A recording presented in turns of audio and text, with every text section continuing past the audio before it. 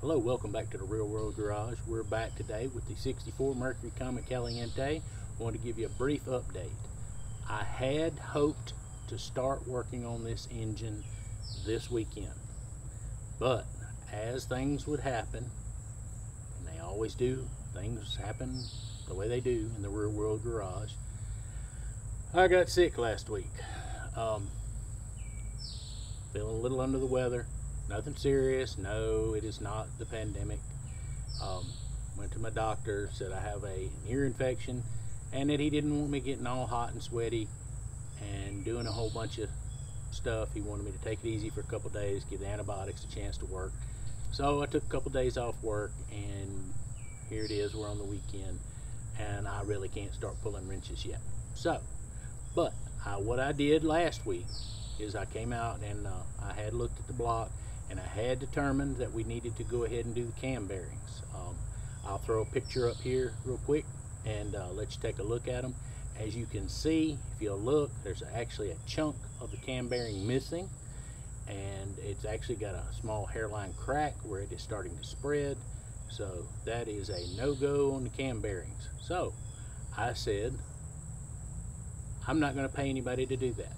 You can buy the tools and do them yourself. So what I bought a Lyle cam bearing installation tool. It seems like a fairly well made tool. It's heavy. It's aluminum. I'm pretty sure it's an aluminum rod. It's got a steel striking end cap. We've got all the different size collets for the different size cam bearings. It comes with looks like some extra rubber inserts for your collets.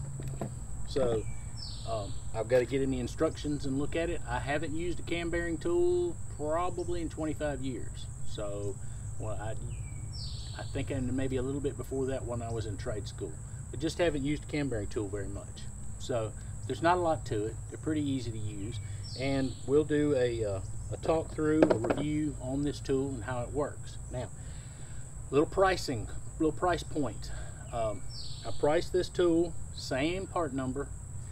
I went to one of the big box stores that sells tools, one of the big box parts stores, and I gave them this part number and said, hey, how much can you get me this tool for? I was thinking if I could get in the ballpark and I saved on shipping and we were about the same price, I'd go on and order it from them. They wanted $240 before tax for this tool. I ordered this tool from Rock Auto. It was $139.99 plus shipping, and that is the Lyle 18,000. I'll do a little more in-depth review and talk about this tool when we actually use it, but I just wanted to discuss it.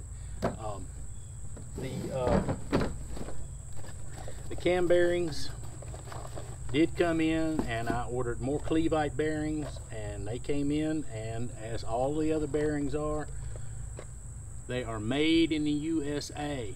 So that is yet again another made in USA. Hooray. So the one of the other things I wanted to do was get into looking at this block. I wanted to show you, I talked about it, well, there wasn't much ring ridge, but I want to bring the camera over and get a little closer and let you take a look at what I was talking about. This was an original block. It doesn't appear to have been touched, doesn't appear to have had anything done to it since 1964. I guess it's possible the heads could have come off, somebody could have put head gaskets on it, and you wouldn't really know that too much, but this seems to be an original engine. So let's hang on. I'll get a camera and we'll get moved over here closer, and I'll let you take a look. Have to excuse my little storage shed. This is where everything comes to hide until it can make it up to the shop.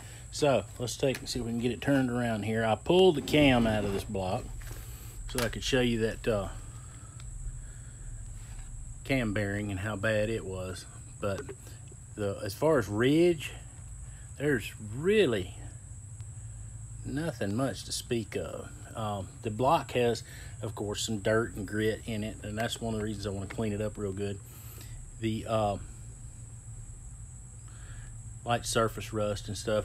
But overall, the block's in really good condition. I want to see if I can get you a shot. If I can get down in, look down in there. There's some light surface rust on the inside, the cooling passages, but as far as any real crud and grime down inside the cooling passages, this block is really clean. Somebody apparently kept antifreeze in it, and judging by this valley, as you can see here, there is some sludge in it, but this is nothing compared to some I've seen from engines from the 60s. I've seen these blocks so full with sludge that it was level with your lifter valley here. The lifter was just level with crud. So actually this block is in really good condition, it appears. So all right, let's move on, and I will show you what I'm gonna do as far as trying to make a soak tank. Okay, let's ease on over here, and I'll show you this.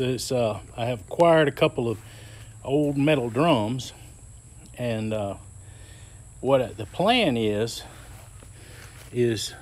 going to be to measure how high the block sits in this tank, okay? And I'll come up a few inches and I will cut it off, and I'm probably going to come up here and cut it again and make like a top to sit down on it.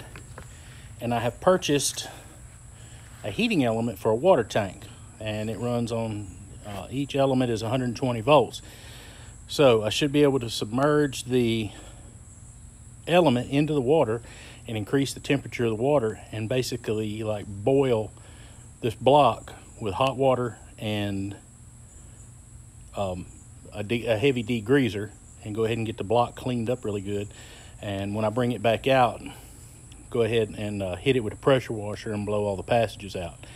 Then of course take and hit it with air. So that at this point is the game plan for getting the block clean. Okay, I wanted to mention a couple of other things.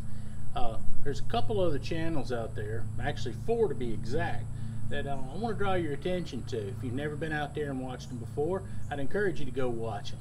And I'm going to throw a link down up here in the corner, and I'm going to put it down in my description. Those channels are Autorestomod, the Sixrounds Studio, the Straight Six Fan, and the Old Car Guy. If you haven't ever checked those guys out, go check them out before. They're doing the same thing as I am. They're trying to show you how to get your hot rod back going, and as cheaply as possible, okay?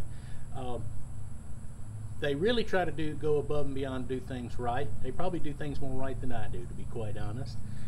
But besides the point, I try to show you the cheapest way and the most reliable way to get your stuff back together. It's always been my goal. It's kind of why I started this channel to begin with, okay? Got the cam tool here. Wanted to mention that Rock Auto doesn't sponsor anything that I do. I pay for everything that goes on this channel out of my own pocket.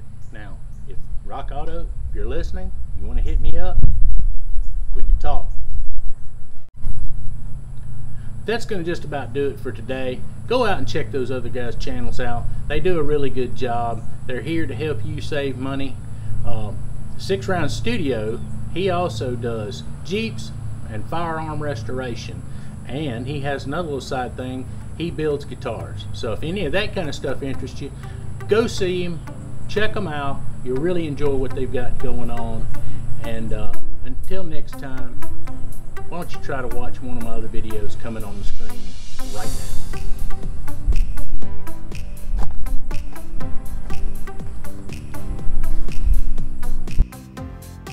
Please remember to like, comment, and subscribe. That way you'll know when we put up a new video.